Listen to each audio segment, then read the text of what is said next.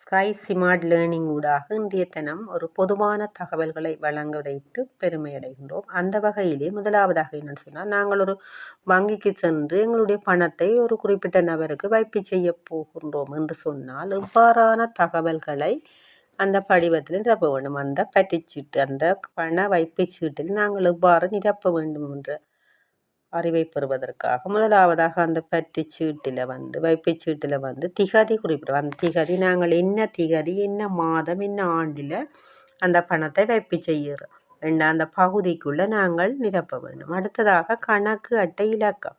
அந்த காசு யாருடைய அக்கௌண்ட்டுக்கு நாங்கள் யாருடைய கணக்குக்கு போட போகிறோம் என்ற விவரத்தை அந்த கணக்கு இலக்கம் என்றது குறிக்குது. அந்த அவருடைய இலக்கத்தை அந்த பகுதிக்கு பதிவு செய்ய வேண்டும்.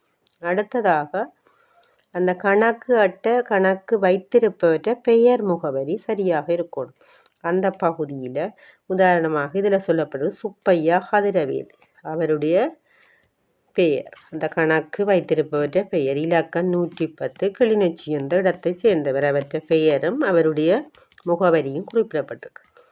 அடுத்ததாக யார் அந்த காசை வைப்பு செய்கிறோம், அந்த காசை நாங்கள் கொண்டே போடுறோம், யார் போடுறோம், அவற்ற பெயரும் கதிரவேல், உதாரணமாக கதிரவேலு, அழகம்மா, குமரபுரம் என்று குறிப்பிடப்பட்டது. அடுத்ததாக அந்த வைப்பு செய்வர் தொடர்பான அவற்ற தேசிய அடையாள அட்டை பகுதியில் அடையாள அட்டை இலக்கத்தை எழுத வேண்டும். அடுத்ததாக அவருடைய தொலைபேசி இலக்கம், அந்த வைப்பு தொடர்பாக ஏதும் ஒரு பிரச்சனை எழுந்தால் அவரை தொடர்பு கொள்வதற்காக அவருடைய தொலைபேசி இலக்கம் அந்த பகுதியில் எழுதுவோம். அடுத்ததாக என்ன தேவைக்காக நாங்கள் பணத்தை வைப்பு செய்கிறோம், அந்த நாங்கள் ஒரு வாகன லீசிங்கோ இல்லை ஒரு ஆளுக்கு கொடுக்க வேண்டிய பணம், அந்த காரணத்தை நாங்கள் அந்த பகுதியில் குறிப்பிடுவோம்.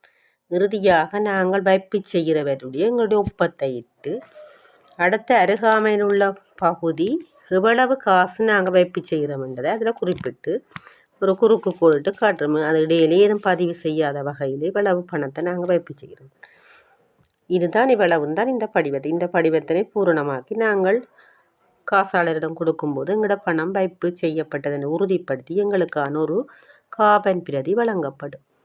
அந்த வகையிலே இந்த ஸ்கை ஸ்மார்ட் லேர்னிங் ஊடாக இந்த தகவல்களை வழங்குவதையிட்டு பெருமையடைகின்றோம். பயன்பெறுங்கள். நன்றி.